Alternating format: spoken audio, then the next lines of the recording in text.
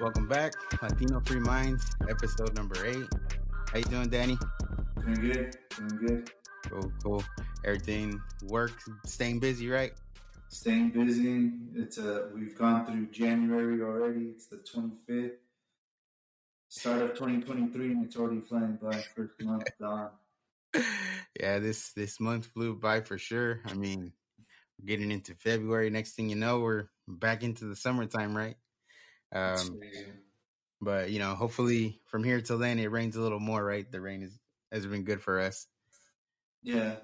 I always say this is I like what you said, we're gonna be into the summer. I hate the winter. I mean I shouldn't say hate. I just don't like the cold. Yeah. I'd rather be warm and sweat a little bit than, be cold. But if I wish for that, that means that half of the year has already gone by. And for people that are getting a little bit older, you'll be able to relate to this. Is like I wish for that, but I don't because that means that we're just getting older. Yeah, for So sure. Yeah. The last thing you want for it to fly by, right? It already feels yeah, like it before is. you know it, then you're a year older. You don't want that. I mean, you do, but not that fast. Is what I'm trying to Right. say. Yeah. And then just before we move on with today's episode, you know, in the next couple of episodes, we'll probably have our first guest. He's the vice president of the Border Patrol Council. His name's Art Del Cueto. And we'll have him on and we'll talk about the border. A couple episodes ago, that's what we focused on. And, we thought it'd be a good idea to have someone with some firsthand experience at the border to speak to and, ask some questions. So I think that will I be a watched almost like a documentary of what's going on in the border, like what's really going on in the border. Mhm. It's nothing like what the media is painting. The picture that they're painting is completely different from what's really going on the border. So it'd be really interesting to see firsthand knowledge. Yeah. Yeah. And then there's not kind of right as you said that, I thought of this other guy. His name's Jorge Ventura. He's like an independent journalist and he's always at the border too. So I mean, hey, maybe I'll shoot a shot and see if we could get him on too, because I think he's got a lot of like his reporting. Yeah, you see stuff that CNN isn't gonna put on there. You're not even gonna see it on Fox or none of that. It's just he's out there.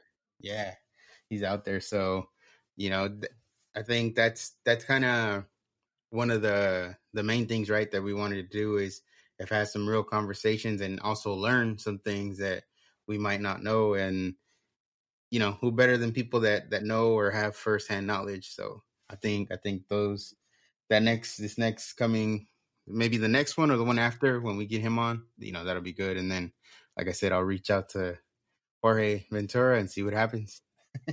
Sounds good. Yeah. So on this episode we wanted actually, well, what I think on the first or second episode you had mentioned about talking about Latino leaders and in history, and one of the most prominent ones, well, is Cesar Chavez. And I think a conversation on him and what his mission was, what he was trying to do, is in a sense, you know, is related to some of this border talk because he had some views on that as well. Yeah. What's really interesting is that there's memorials, there's schools named after him, libraries, all kinds of different things. So he's very important in the Mexican American, culture, I guess you could say. Mm-hmm. A very prominent, very important, figure. And it's interesting in the way that media, politicians, paint him to be. Mm-hmm. And if what we'll talk about today in this episode is, what exactly he stood for, and see if it falls in line with what they're telling us that he stood for. Mm-hmm.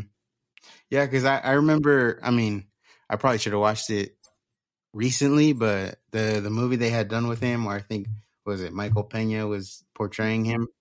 Um, as far as I understand, it left out a lot, or it wasn't really 100% accurate. Not accurate, but I guess the leaving out a lot kind of sways to Yeah, one whatever direction. they decided to portray in the movie was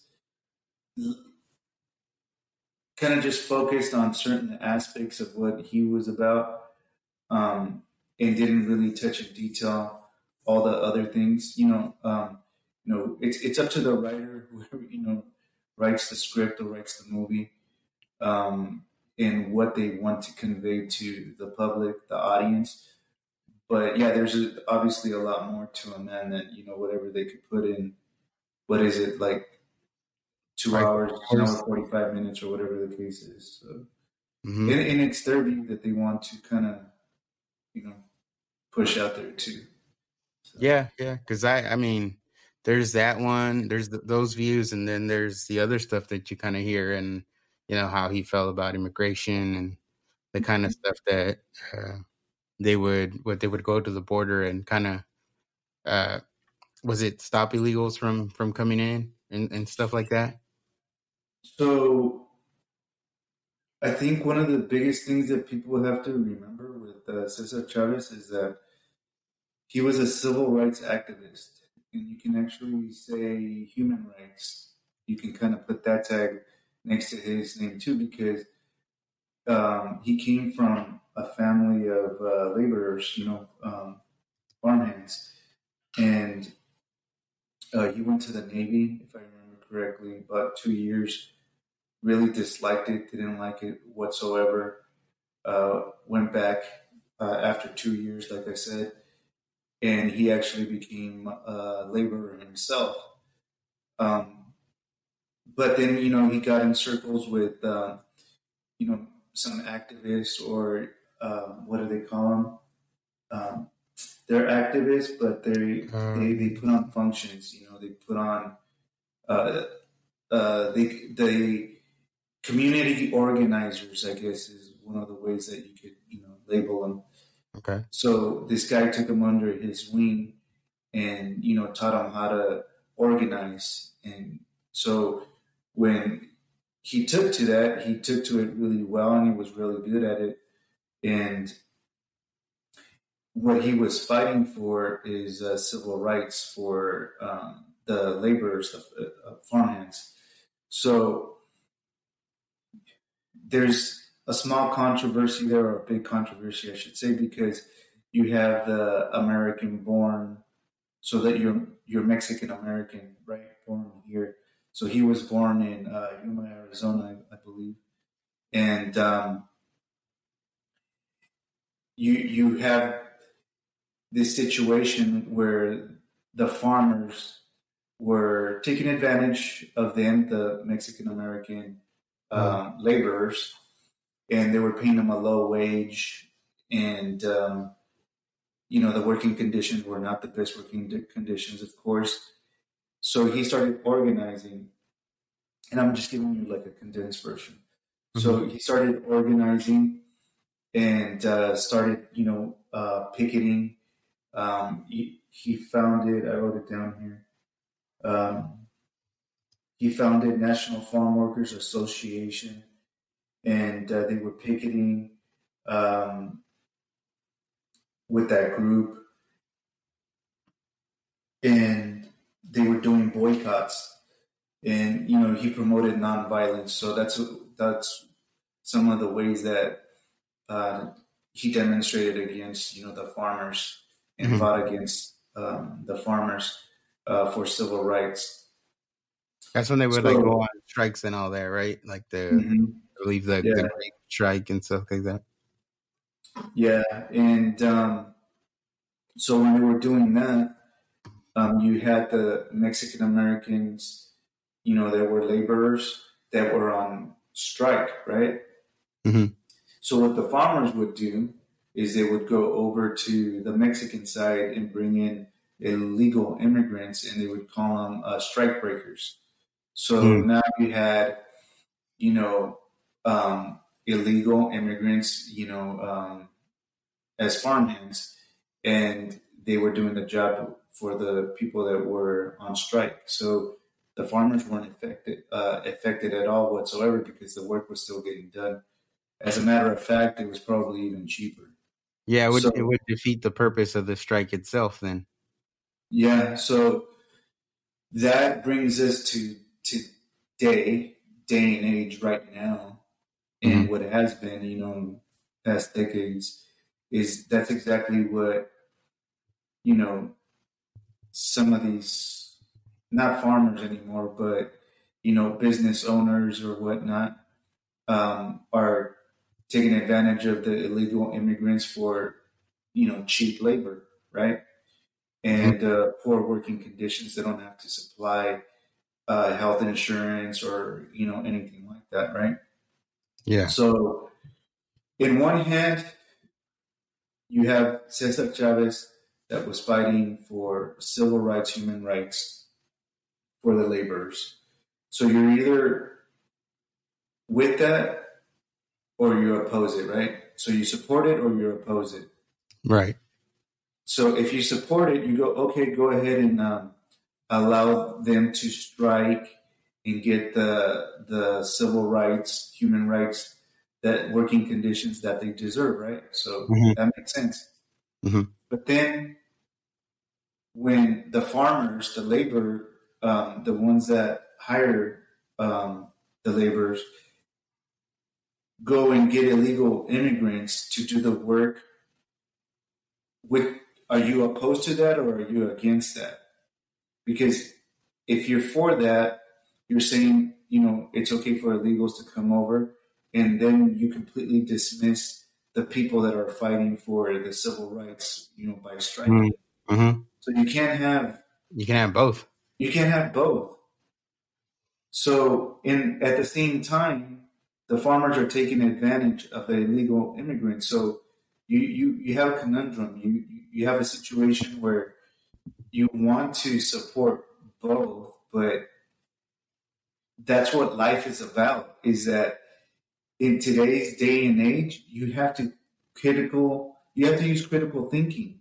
Yeah. You can't just say it's okay for illegal immigrants to come over, Hmm. um, without really thinking about it. Yeah. Yeah.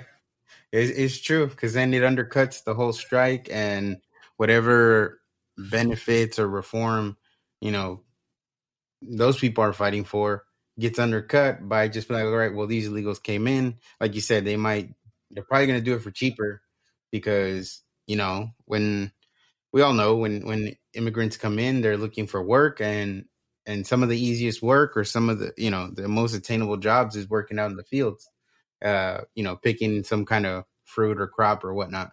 Um, but yeah, if you have people striking and then you have people showing up and taking those jobs, then like you said, you can't have both.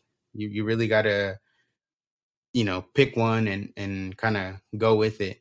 But, the like you said, it's human rights, right? It's basic rights, working rights, and if we're not allowing those people to at least get those basics because we want to just accept everybody in, then yeah, somebody's gonna lose. Yeah. It's an ecosystem. Society is an ecosystem. You can't. I've used this example with other people. It's like I live in my home, right? I have my family, I have my kids, I have my wife, and I allow my family to come in my home, or friends that I know that are vetted, if you will. I know where they come from. I know what their intentions are, and Yeah, stuff like that. So I'm not going to leave my door open for anybody that I don't know to walk in there and help themselves to everything that I have in my house, right? yeah, Or if they're going to try to do harm to me, I don't know. So it's the same concept. It's an ecosystem, in order for it to function. That can't function. Someone with bad intentions is going to come in eventually come in. and rob me, get rid of me and take over my home, Yeah. right? And it's funny because as you were saying all that, I was I was remembering too that recently, Nancy Pelosi, when I think it was Ron DeSantis, had sent some illegal immigrants up to, I think, DC, I want to say. Um, and her kind of thing was that exactly what she said was, here it is. It says, we have a shortage of workers in our country. And you see, even in Florida, some of the farmers and the growers are saying, why are you shipping these immigrants up north? We need them to pick the crops down here. And it's like, you know, it's kind of what you're talking about, you know? Like, We just people just fall into their game and their manipulation. It's um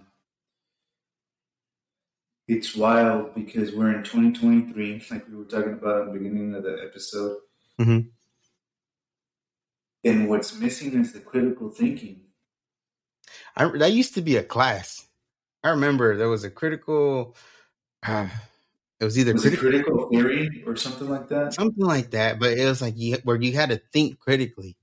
I don't think by the time I got out of high school, I'm pretty sure it wasn't a class anymore. Um, you know, let alone today.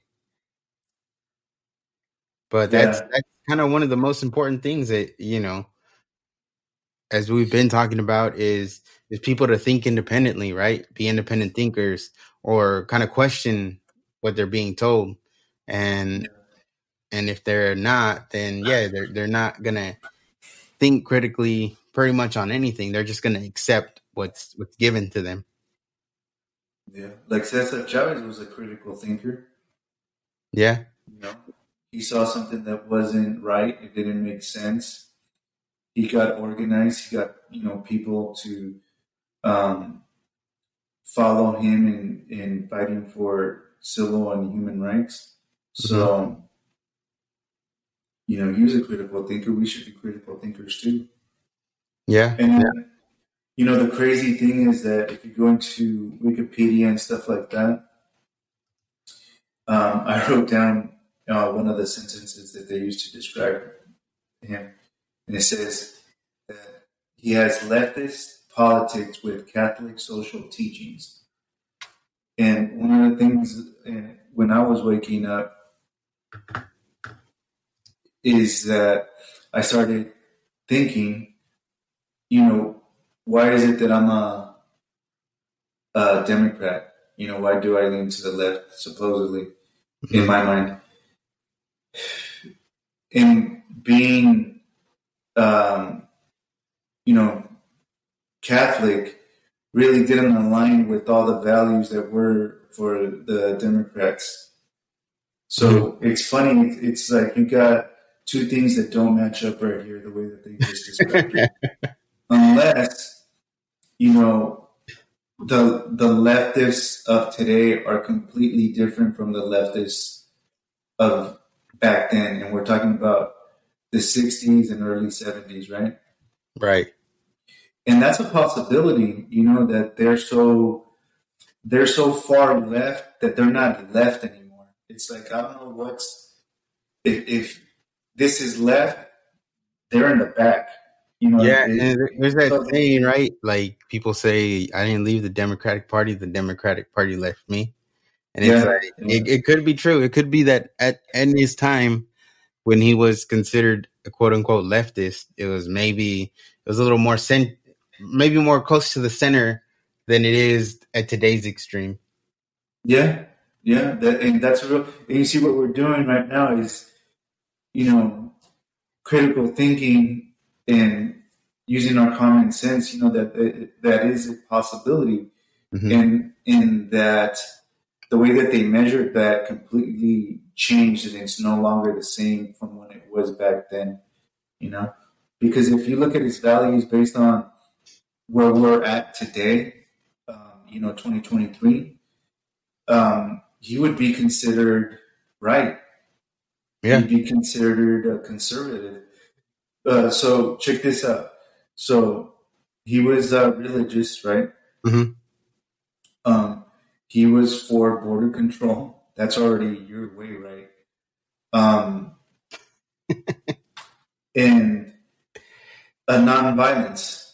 Yeah. Oh, you're right. So, he followed Gandhi's teaching. So a lot of the things that he did is he fasted, Yeah. right? He was, that's how he gained a lot of national attention, even not just national but international attention, I believe, Hmm. with this fasting.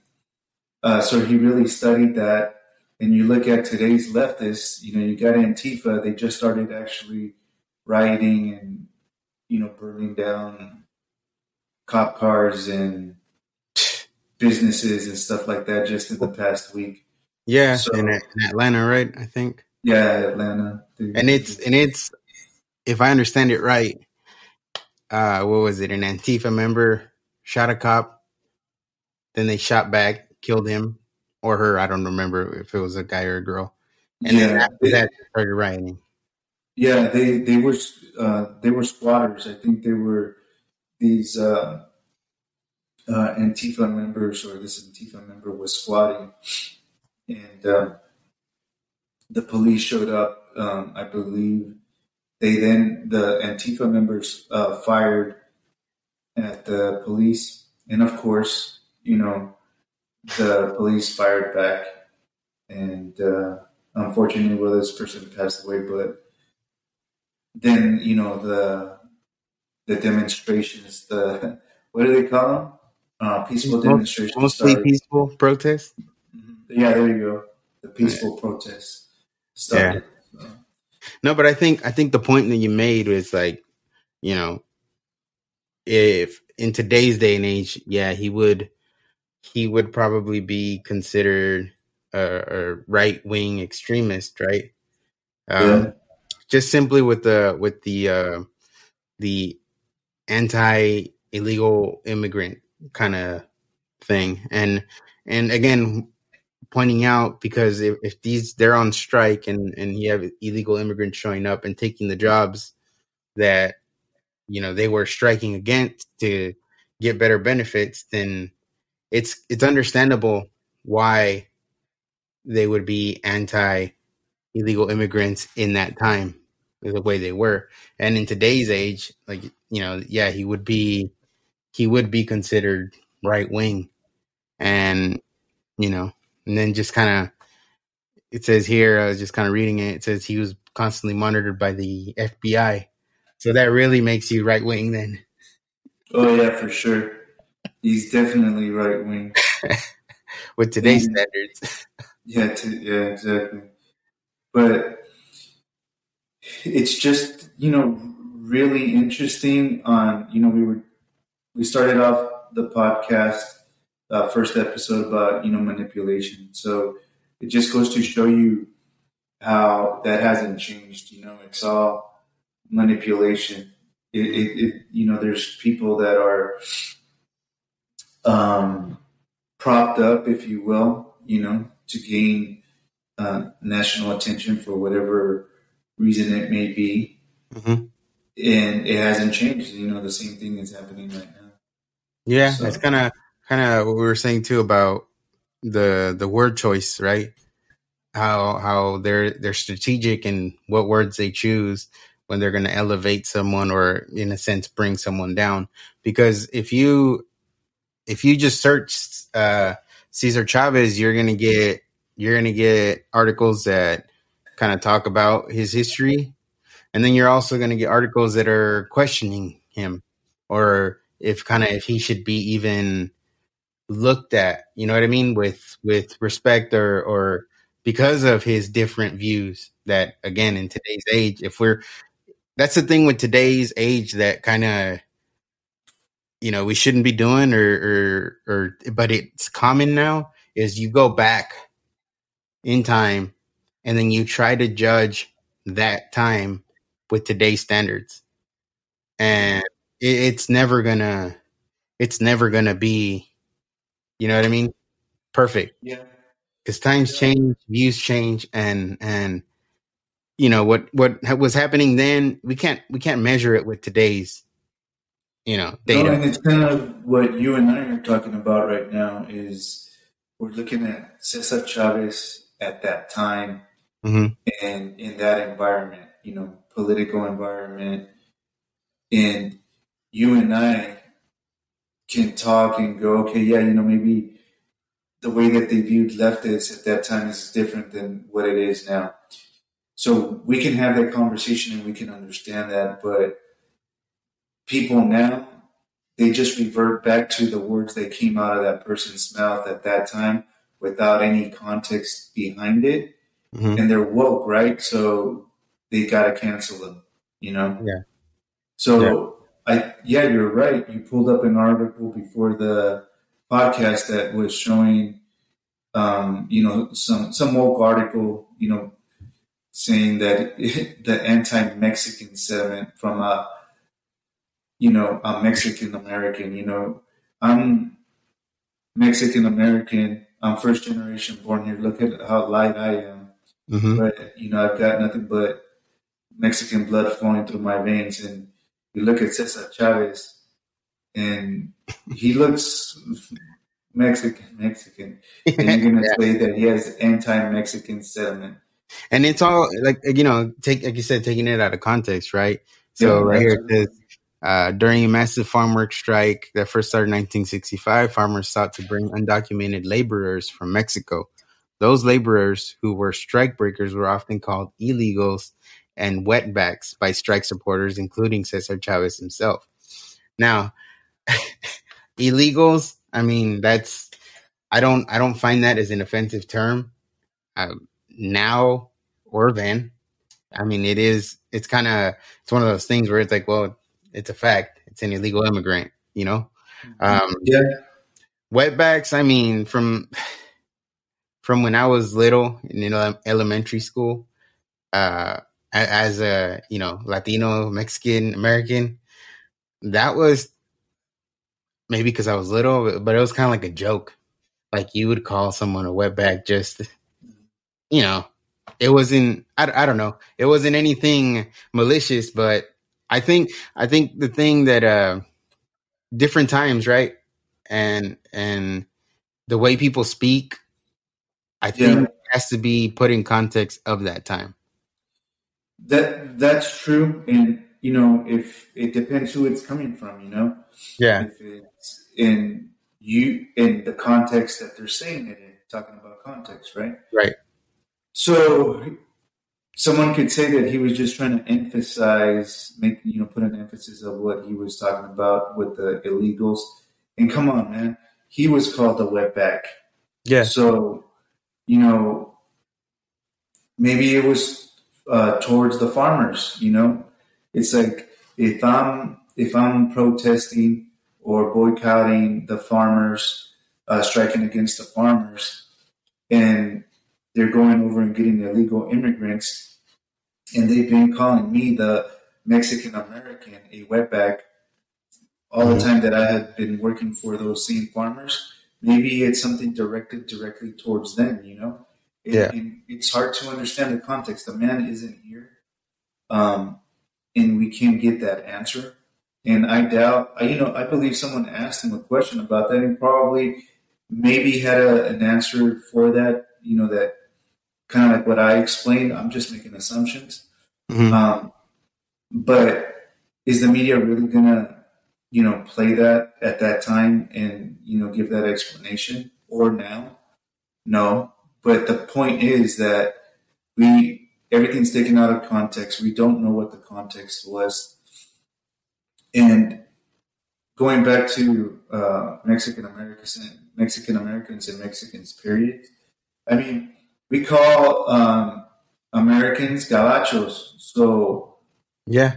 there's all kinds of different things that You know, we say. We're not the nicest people either. I had a conversation with someone a long time ago, and the guy that I was talking to in this conversation, I didn't even know him really. He goes, "Oh man, I can't believe that one minority would say something bad about another minority."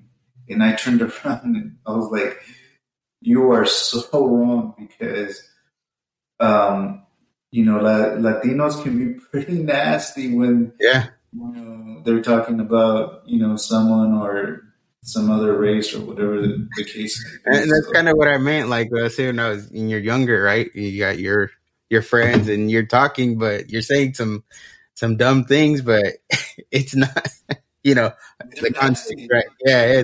Yeah, And I mean, maybe it's not a good comparison. Maybe it is, but that's like kind of like if you have a black leader, right? That was, let's say, prominent, and maybe with time his views now are don't match up to today's, right? You could easily go, well, he called other black people the N-word, and it's like, yeah, well, black people are constantly using that as a term with each other, right? yeah, So it's kind of like you said, he's not here to kind of explain himself, but I can easily see it too as just kind of, hey, this is what they call me, so I'm gonna say it too. You know what I mean? yeah, And maybe yeah, in frustration of whatever he was fighting for being undercut, that was just maybe just raw emotion and not so much malicious intent, but it's like, hey, we're trying to accomplish something here, but with this happening, it it's not helping. yeah. No, that's possibility. We won't know, right? It's one of those things. But what we can do is do what we're doing right now. Is have a conversation about it and call out things like that. So, for example, one of the things that I said earlier is that I was trying to think how the media, politicians, and teachers would portray him to be um, to us, Hmm. at this time.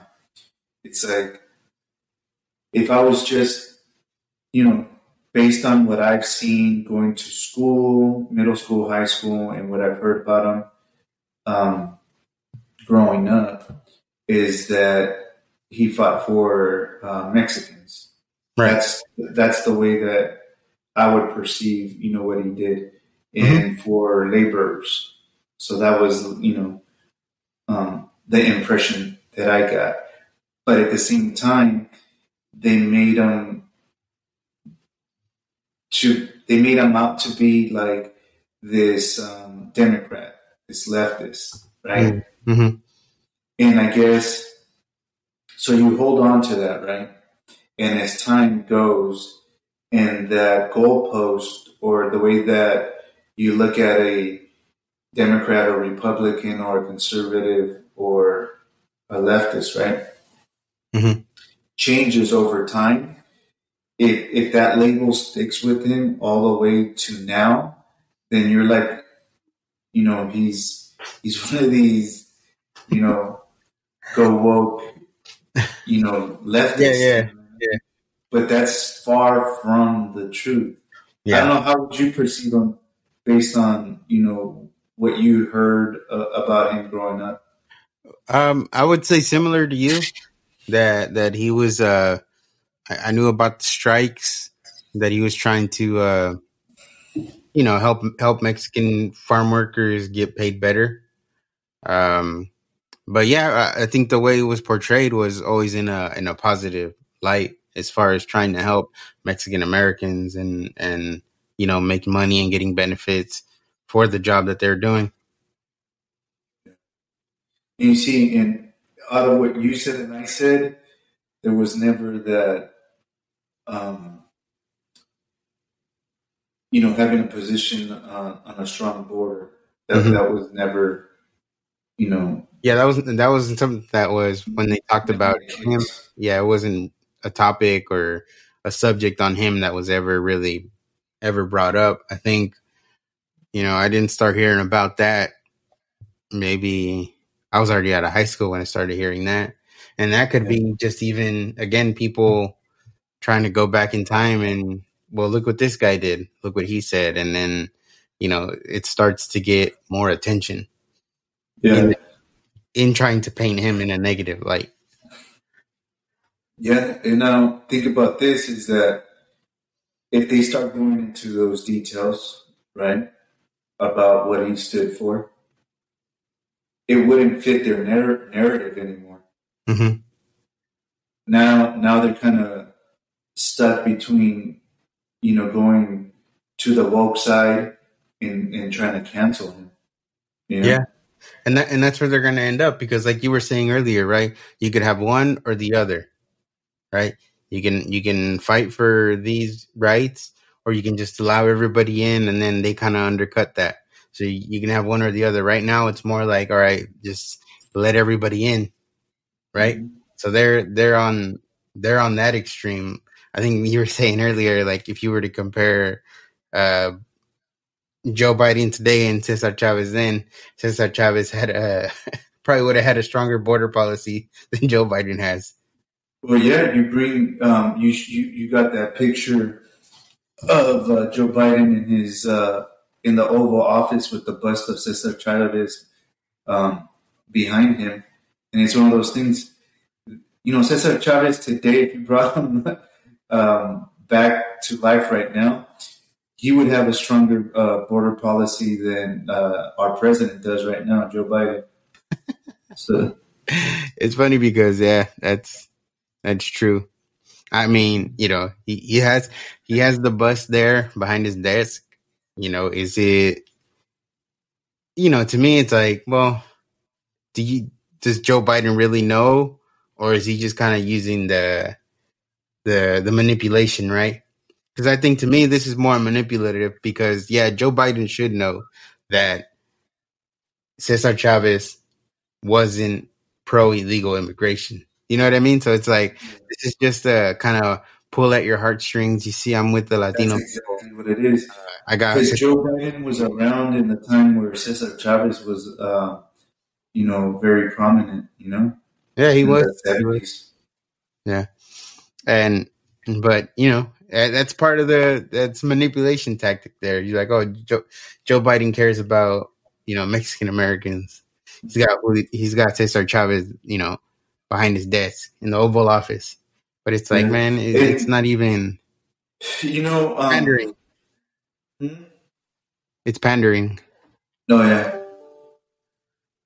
And one of the things that I kind of learned about, um, about 10, 12 years ago is, by the border, if you talk about California, Arizona, and Texas border, near Brownsville, Texas, um, which is by the Rio Grande Valley area. Mm-hmm. There's a lot of history of Mexican Americans that have the same position that Cesar Chavez had about the border in the area where he was at.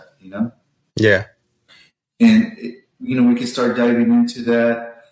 And there's even what's very interesting if you start looking into that history is that they were conservatives, right? And they had a very strong voice, and they had a stronghold on that opinion in that area. Okay, Mm-hmm. Mm-hmm. then some sort of politician came in, and I can't give you names or details. It was a long time ago when I looked into it, but people can look into it. There was a politician. They kind of flipped everything on its head with Mm-hmm. that. So they had, a Democrat kind of go in there and switch things up, and it's all for votes. It's all Yeah. for votes, and Cesar Chavez. I wrote down a little note right here. Is that Cesar Chavez, when he organized, he helped laborers to vote. So he was educating them, Mm-hmm. letting them know that their voice was strong, and signing them up to vote. Mm-hmm. And the reason I say that it's all about the votes, for illegals to come in, that's exactly what they're doing. I just heard earlier today that in some area, I think it's Los Angeles or something like that, Governor Newsom wants to allow illegal immigrants to become officers, police officers. Have you Yeah. heard that story yet? Yeah, I believe it. I'll look it up right now, but I think it's a law now, right? They can be police officers, and they can also actually be as part of like hold government positions, something like that. So imagine that someone comes in illegally and they don't have legal papers, but they can hold a position to uphold the law. So,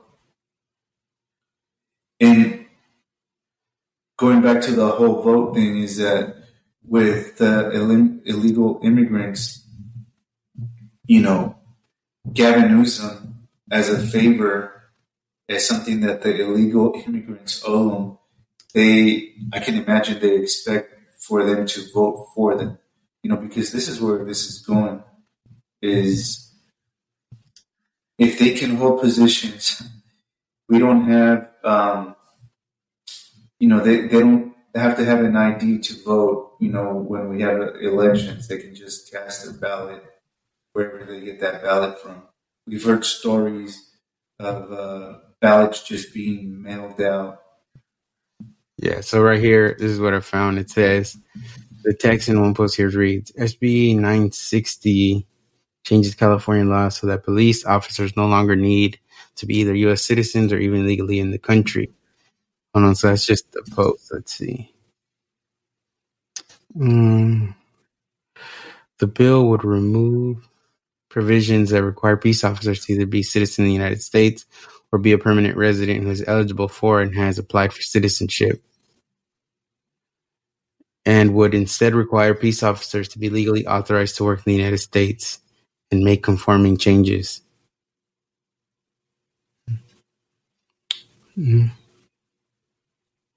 California bill allows non-citizens to become police officers. Yeah, this is from a couple weeks ago, January 11th. Yeah, and I think there's that, and there's something about certain counties too that are, I think, allowing illegal immigrants or non-citizens to be a part of like city council or stuff like that. Basically, be in government. Yeah. And who do you think that they're going to vote for or favor, or whose agenda do you think that they're going to push? The Is the ones that allow them to come in here illegally? Yeah. Again, it's like what we've been talking about, since we started this, is that manipulation for power, right? They're gonna tell you the group that tells you what you want to hear, and in a sense tries to give you everything you want, the easy path. Then yeah, why would you not? In a sense, how would they not get your vote, right? They kind of they use you to maintain power. Yeah. And thinking about Cesar Chavez and what he stood for, um, you have to commend someone like that, because I can't imagine it being easy. Um, there was a lot of hard work involved, a lot of sacrifice. At the same time, being a laborer and coming from a laborer's family, Mm-hmm. that's not an easy life, you know. Yeah. In the documentary, they made it seem like he alienated his family, his son specifically. They really emphasized in that. The wife they always showed her to be quite understanding of what his mission was, his to Yeah. accomplish and stuff like that. So I can only imagine that being really difficult, and putting his body through the fasting. It just shows you how serious he was about what his beliefs and mission was. Mm-hmm. For people, not necessarily. I mean, of course, he wanted that for him, for his kids and stuff like that. But just imagine it's like generations to come, Yeah. and we can't let that just be erased. Mm-hmm. Yeah, because it was a fight, a battle that affects the future, right? It's kind of like when we talk about voting and making sure you know what you're voting for and what pay attention to all that what these politicians are saying because it might not affect you right now, but in the future, in the long run, that's when it could have the effects on the future generations. Yeah. And you could say, based on what we know and what I just said right now, like his sacrifices, you can imagine he was a strong man, right? Like a strong willed Hmm. human being, right? Right. That takes, they did um, a pilgrimage. What was it from Delano Delano County, to Sacramento, I think. Sacramento? And I can't imagine. I can't imagine doing that. For a good cause, I believe I would endure that. Hmm. I've never done anything like that, but um, that takes a lot of strength, Hmm. you know. And I guess what I was trying to say is that if we take for granted, what he did by being that strong, it can all be taken away from us. Hmm. And in today's day and age, because we haven't had it maybe as hard as he did growing up, Hmm. we may be a little bit softer, or our kids may be a little softer. And it goes back to, talking to our kids and, and speaking the truth to them, not forget about things that Cesar Chavez really do, not Yeah. just, he's a brown guy that was fighting for Mexican rights. It's like, no, go into detail, Hmm. about what it was, how they were, the farmers were taking advantage of the Mexican American laborers and the illegal immigrant laborers. They were taking advantage of both of them. Yeah. So it's like, you're either going to allow us to take advantage of you, Mexican Americans, and if you walk off, we're going to go take advantage of your brothers and cousins Yeah. across the way that are illegal immigrants. So And we're you gonna pay treat them less. exactly. So if you have a problem with what Cesar Chavez was trying to accomplish at that time, you've got um, you've got a conundrum. You're in a tough spot because how are you going to defend one and how are you going to defend the other one? Yeah. Yeah. Again, goes back to critically thinking, right? Yeah, And then it's like you said, right? We haven't had it maybe as hard as they had it, right? Where we haven't needed to do a pilgrimage from Delano to Sacramento, right? Like you were saying, like, but geez, man, sometimes the way the state is going, the way that the country's going, some of the things that they want to put in place, stuff like that might need to just happen again. You know what I mean? yeah, and we talk about like leaving California and stuff like that, and a lot of people have left California for those same reasons. Yeah. And at some point, we have to start thinking, no, why should we leave? It's Yeah. like we have to do something so that these, corrupt politicians leave, not Yeah. us. Yeah. Because all we're doing when we're leaving is we're just giving them a free ride, I guess you could say, an easy win, an easy It's an pass. easy win. It's an easy win.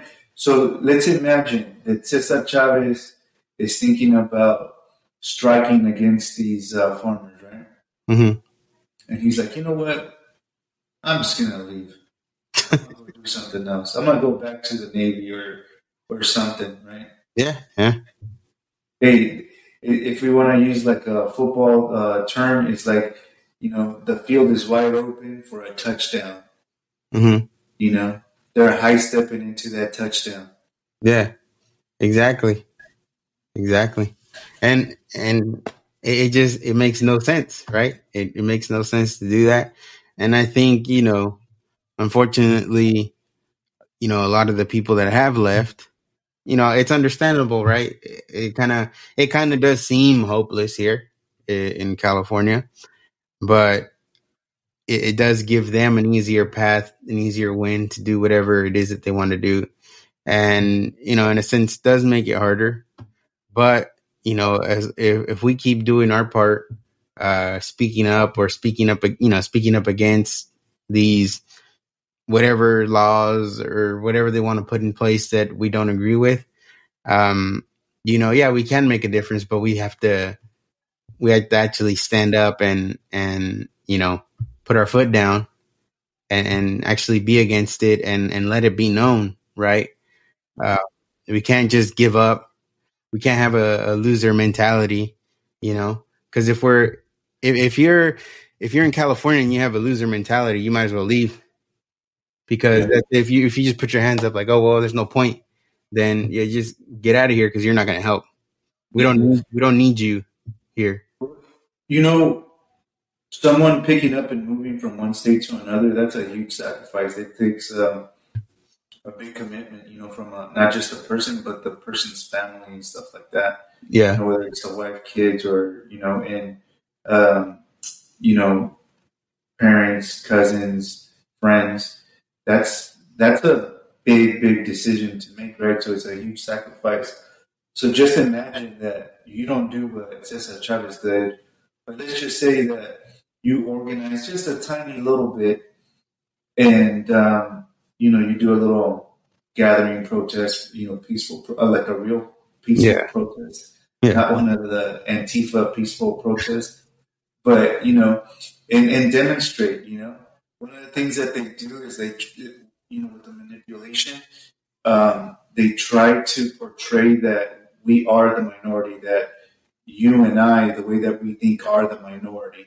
But Hmm. in all reality, I almost guarantee I'm willing to, bet some money that we are the majority in California that feel this way.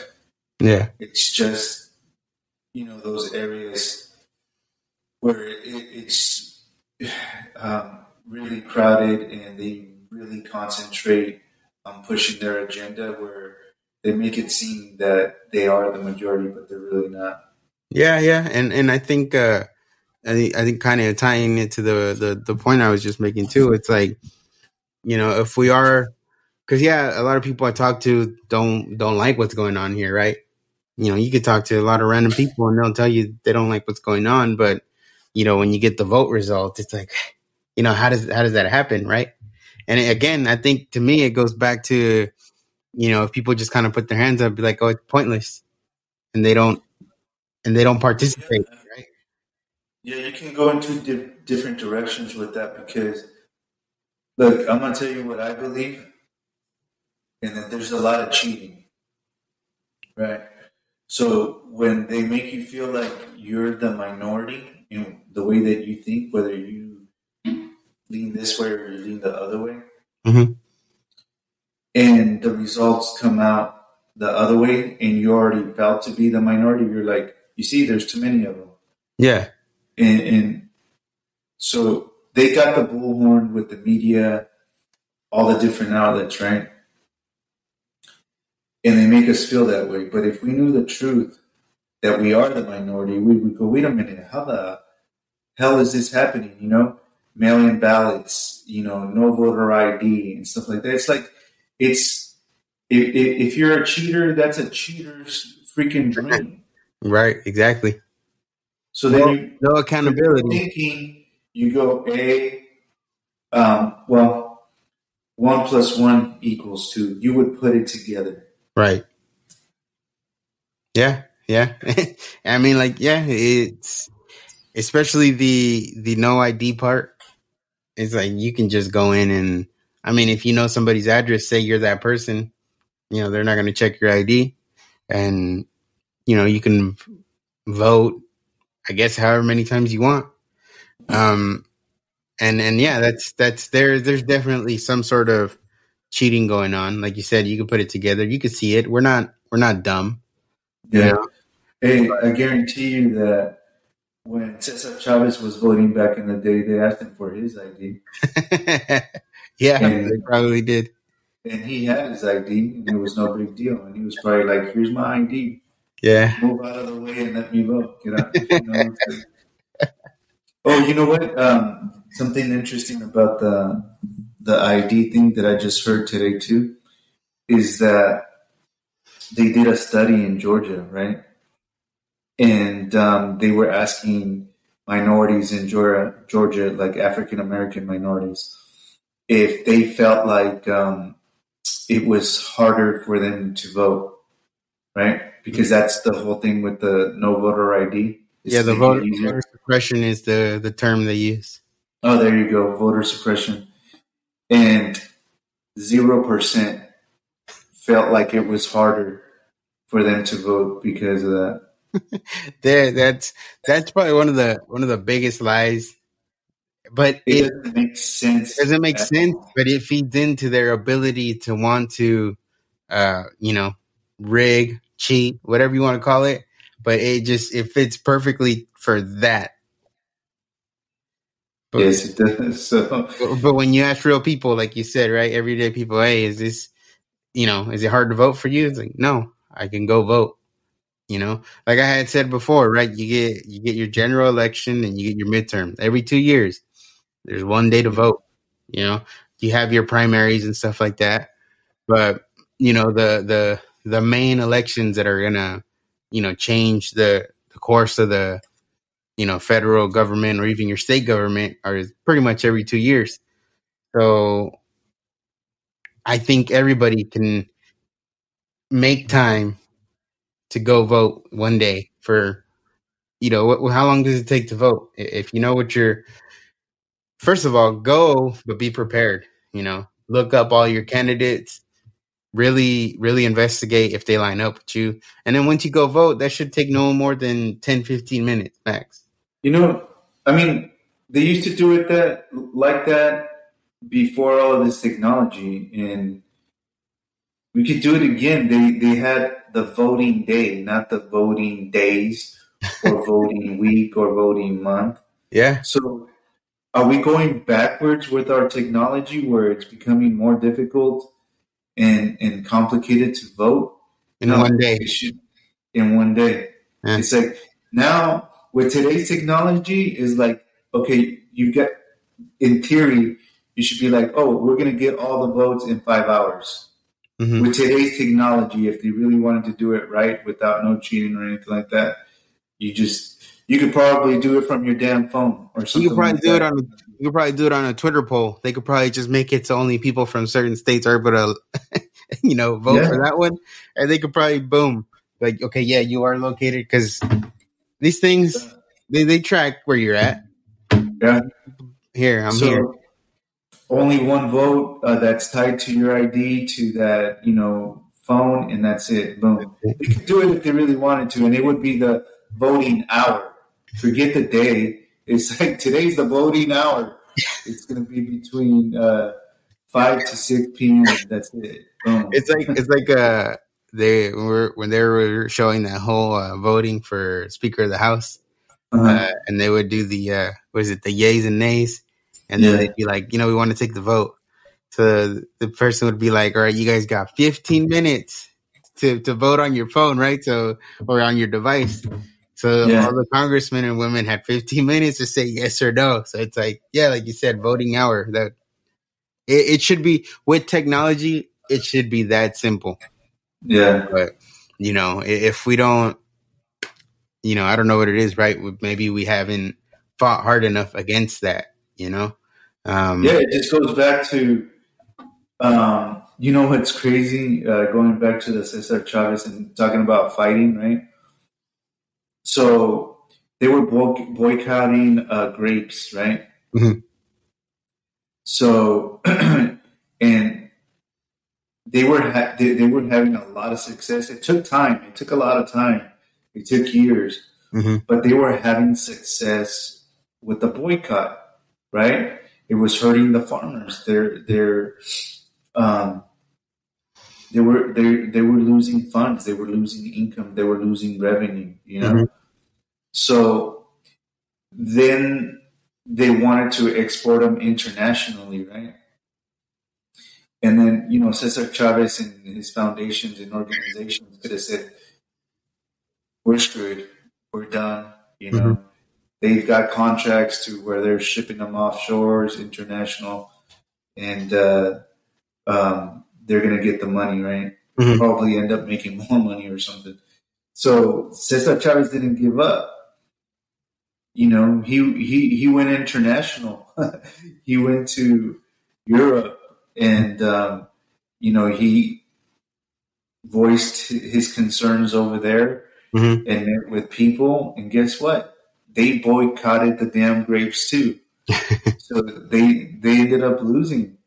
So it's one of those things, is that, have we lost our fighting spirit? I We you know just that defeated. I think so, man. I think this is the problem, and kind of comparing it to that. I think nowadays people want to win, want to win and get everything they wanted. Boom, one shot. You know what I mean? They don't they don't want to take the long battle and realize, all right, I think we have talked about this before. We're not going to get everything we want by little, but you start pushing on the brakes, you start stopping things. And then soon enough, you've done enough to, all right, boom, now I got what I want. You know what I mean? But I think that's the problem. People just want the, just boom, one fight, we win, winner takes all, you know? And that's not realistic. Yeah. Well, right now I just remembered this quote, and I know most of everybody's heard it. Is that hard times makes strong men, and good times make weak men. Mm-hmm. It's like, are we in that period? Are we in that era of good times where there's nothing but weak? And when I say men, is like um, humans, Mm-hmm. men and women. So are we in that era where it's just breeded weak men and weak women? I don't Well, know. It kind of feels like it, right? we're so weak that we don't even know what a man and a woman is. So we're probably there. Well, we're so weak, we're offended by real men and real women, Right? Yeah. Yeah. but That's we where don't we are. recognize them. But that means we're in some tough times, and we need some strong men, strong people to stand up and like I was saying before, just be about the fight. Don't have a loser mentality, right? Like you said, or just give up. Like you said, Cesar Chavez could have easily just said, "Yeah, I'm out." You know, Yeah, same today. Anybody can easily say, "All right, I'm leaving California," or "I'm not going to vote. What's the point?" Then yeah, we don't need weak. That's weak. We don't need that. We need you to do what you can. Do your part. Everybody's got their part, right? Um, yeah.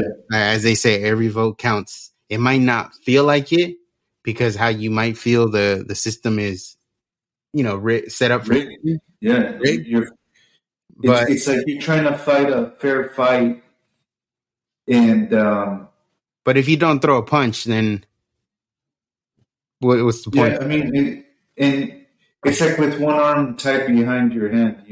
That's how Mhm. you kind of feel because of the way that the system is set up. I Yeah. think that's a good way to put it. But I,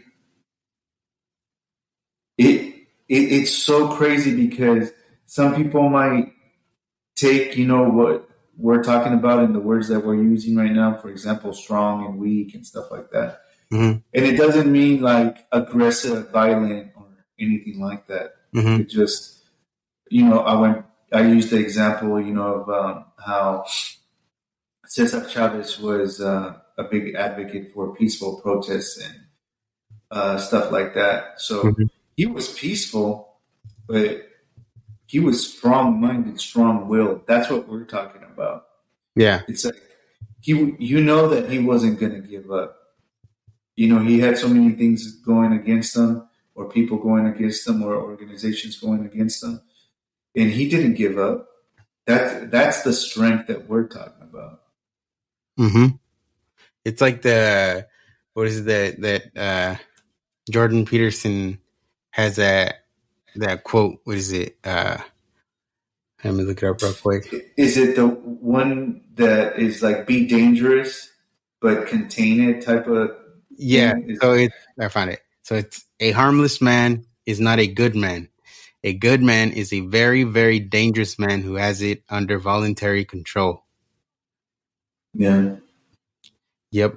And then he has, then he's got In another other one that words, it says, just means that you have to have it in you. You yeah, have to have it in you. yep. And then this other quote right here says, and if you think tough men are dangerous, wait until you see what weak men are capable of. Oh, that's the worst. You know, Man. they'll do something uh, the snakish. You know, Well, I mean, look at our current government, right? You know, yeah, but it's just, I think we need more. Specifically, we're talking specifically about Cesar Chavez, with Latino leader. We need more, especially in today's age. well, We check this out. We're talking about strong men. How many times did we hear about, Cesar Chavez being strong in that way? I don't, and highlighting the strength by peaceful means. mm-hmm. Do you know what I mean? Yeah, like the strength, like of a pretty much like of a real leader, not Yeah, some wild, out of control person. yeah. And just thinking of another leader as those words came out of my mouth, peaceful, is Martin Luther King, Mm-hmm. right? Right. He was another one that was, peaceful marches, peaceful protests, and stuff like that. Yeah. So And there and goes again, same another thing. The things he was fighting for. person that's held up. There's schools, there's streets named after him, there's libraries named after him, Mm-hmm. and that man would be a right winger right now, far right. Yeah, and I mean, and similar to Chavez, right? What he was fighting for then had more of its effects for future generations. Yeah, But that's kind of where I think we are, where we really got to find some, not necessarily one person, but you know, just people to stand up and be leaders. You know, yeah. And um, you know what's crazy is right now that you said that is who is that right now, or who has been who ha- who has been that since Cesar Chavez?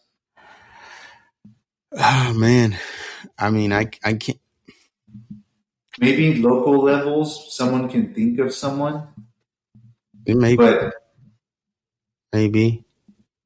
at that level or caliber, I don't know. I don't know, because nowadays, people look at celebrities as leaders. I think that's what So, makes us so, weak. so celebrities are the replacements for the Cesar Chavez's of the world. Yeah, well, I mean, they're going to today's time, right? Environment. You have all these woke celebrities that are pushing the narrative that they're the ones fighting for the people. You know what? I I think you're 100% right. I mean, that's who they use now. They use celebrities that are pretty much in line with the narrative, and They're controlled. yeah, Yeah. you know what I mean? Like the other day, what's his name? I mean, not that I look at him as a leader, but a lot of Mexican Americans like him, George Lopez, Oh for hell no. example. He got famous saying some real offensive things, right? That if if you went back and you held him to today's standards, like if you want to play those stupid games, he won't make it long, right? But the other day he was like, he was on the View, and what did he say? He says, if you're an enemy of drag, then you're my enemy, something like that. Which is the narrative, right? To not be against drag queens or drag story hour, whatever you want to call it, whatever the hell they're doing. It's like, if you're against that, then you're my enemy. And, they cheer that. Like, yeah, George Lopez said that. But it's like, bro. Right now, one of the. Okay, dude. Okay, so that's ridiculous because you're going to finish the little thing that I'm going to do right now that he always said. Mas. Puto. Yeah. I'll fucking say it. Yeah. No, I know. That's, I'm not afraid of saying it, but I knew you were going to be able to finish it. But that's the kind of stuff that he would say. He would say that. That was his thing. Yep. A lot of Latinos out there, you still say it. You tell your buddy he's acting a certain way, and you're like, Mas. And that was George Lopez's thing. Yeah. Come on, man. Or fuck that puto. That was his thing too. FTP. He can't. His current stance, we were talking about it before, kind of going off something else, but his current stance right now, being so woke. Comedians are supposed to push the boundaries, right? It's supposed to make you laugh. Those kind of things, like you were saying earlier, Mexican people can be harsh, especially when it comes to comedy. Mexican people could be harsh, but it's for fun, He can't do that now, not with his current stances. There's no way he can do the jokes. If you saw George Lopez and said, hey, do your jokes from back then, they were super funny, I can't imagine he would do them comfortably if he really is the way he's portraying himself to be now. Look, I'm going to tell you one thing right now. Like, if George Lopez, like you said, they're trying to hold these celebrities up to be like our Cesar Chavez's today's day and age, right? Man, he can't even come close to him with 100-foot pole. It's like, don't even try, dude. Don't even come on these TV shows or go on your social media. Try to even come close to that because you're not. Yeah. And talking about how harsh Mexicans can be, or Mexican Americans, Latinos, period, can be. I'm going to tell you, because I always tell a little story towards the end, I feel like. Story time. Is that the first time that we used to go to Mexico every 2 years when I was a kid, and it was for a month, so it was a good amount of time. Trip. Yeah. So we're going to Mexico. We're on the autobus, on the bus, going to the town where my parents are from. My mom stops me, right? She pulls me aside and she goes, hey, we're going to meet up with your uncles and they're going to harass you. They're going to say all kinds of things to, get under your skin. They're going to try to even make you cry. But if you cry, they're going to get you even more. They're going to go even harder. So no matter what they tell you, do not react. All right? And that's exactly what happened. They have no shame. They just keep going and going and going and going and going. And that's how we are. That's how we are. Yeah. Still, where I work with a lot of Mexican people. And, when they're going and they're going at each other, it's brutal. You feel bad for the target. Sometimes you go, damn, I can't believe you said that. You want to throw in the towel for them, Yeah. Oh man, but it's our culture, right? It's how we are. In a way, it's everybody's culture. Yeah, for sure. It's what we were talking about before. It's we want to take things out of context. Mm-hmm. We want to be politically correct. We want to be held up to, you know, some sort of altar or something like that. Yeah. And come on, like with some of these comedians, I get you. You know, you can say those funny things, stereotypes or whatever. Mm-hmm. No one's gonna be mad at you. But once you start dipping your toe into all this woke stuff, you lost. You lost. You're done. You're going against your profession again. Is to push the envelope, to say some crazy things to make people laugh.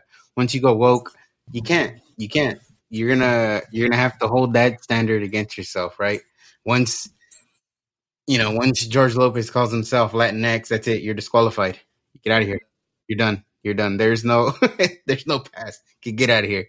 And that's just comedians. Even people that do music do the same thing, right? Music, you're supposed to be able to, well, at least like in a sense, hip hop, you could say whatever you want.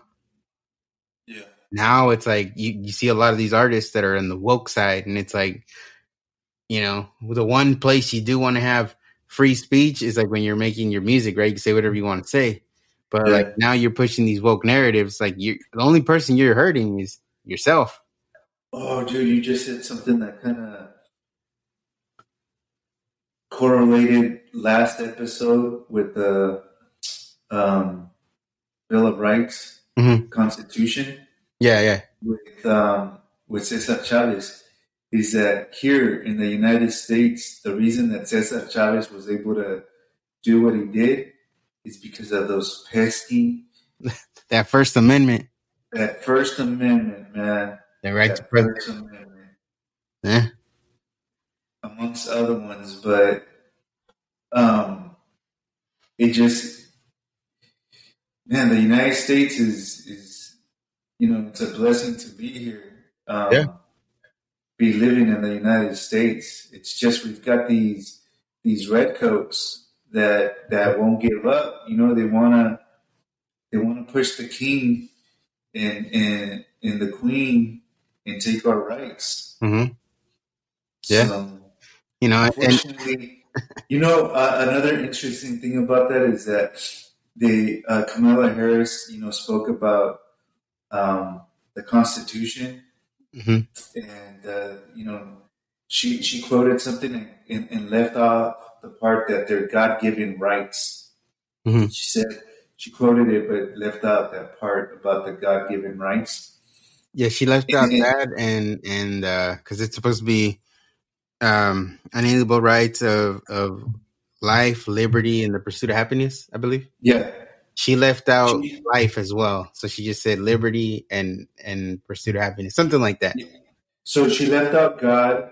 She left out life because on the left they're for abortion. They're Mm-hmm. pro-abortion, so Yeah. they're taking life. Yeah. So they're very strategic in the words that they want to use, and they want to use certain things to their advantage. Like in this case, it served her to bring up the Constitution, Mm-hmm. but left out those key Sure. words. Yeah. Yeah.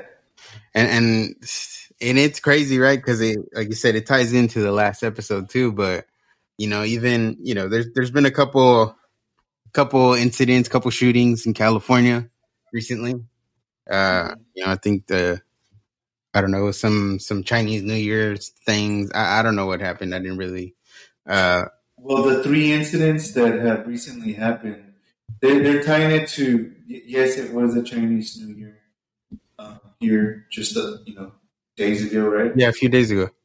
Yeah, and then they're making a correlation with um, like drugs and things like that. But Mm-hmm. I don't have the full details. But they are making some Connections there, but But right away, yeah. assault pistols, baby.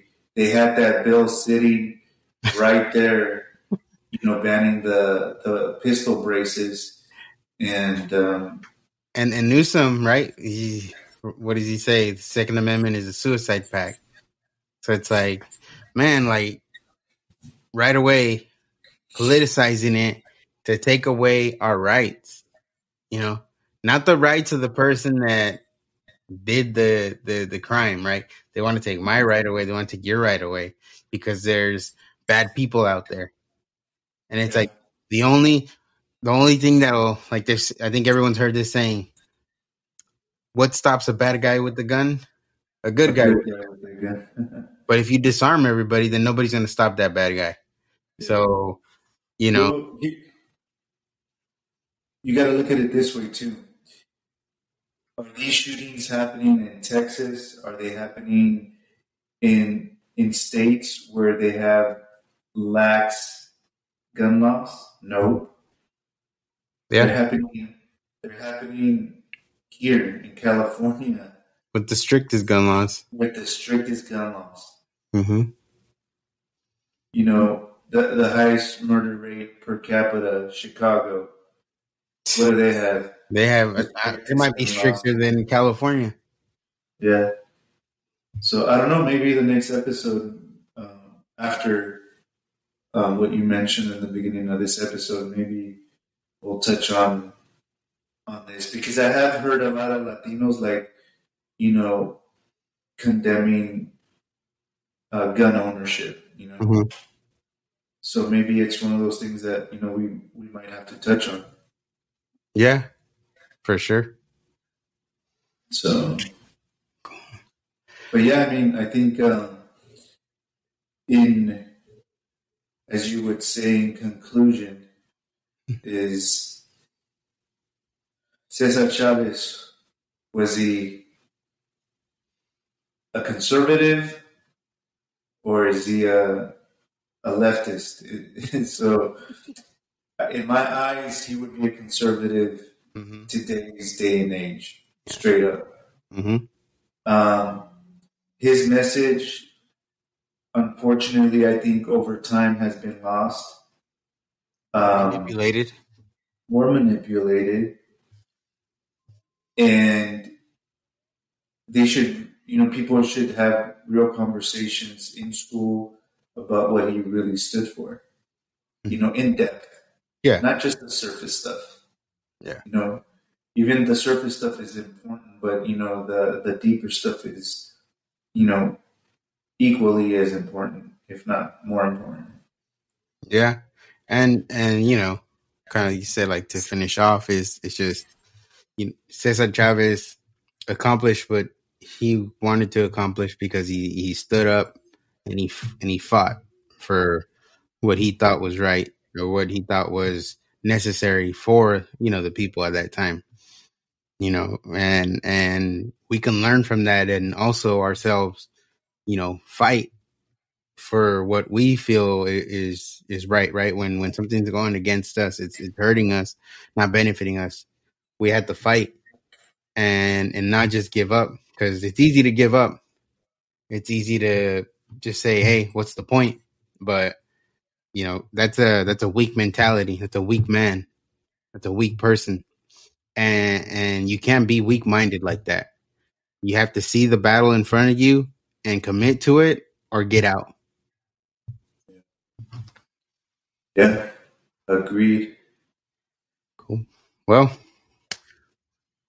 we'll catch you guys on the next one. Hope you enjoyed that one. And we're I think these are, each conversation gets better and better. So, Yeah, I would have to agree with that. I mean, and we're getting comfortable with the whole speaking thing. I'm not. right. Yeah, I'm. The most outgoing. I mean, I like to have conversations and stuff like that. But as far as being like a personality, where drawing the most attention or being loud and rowdy or anything like that, that's not. I don't think it's either one of us. But Yeah, no. it's just good to have good, solid conversations. That's all. And we're just getting comfortable with it. So I think they're getting better too. So Yeah, for sure. For sure. I agree.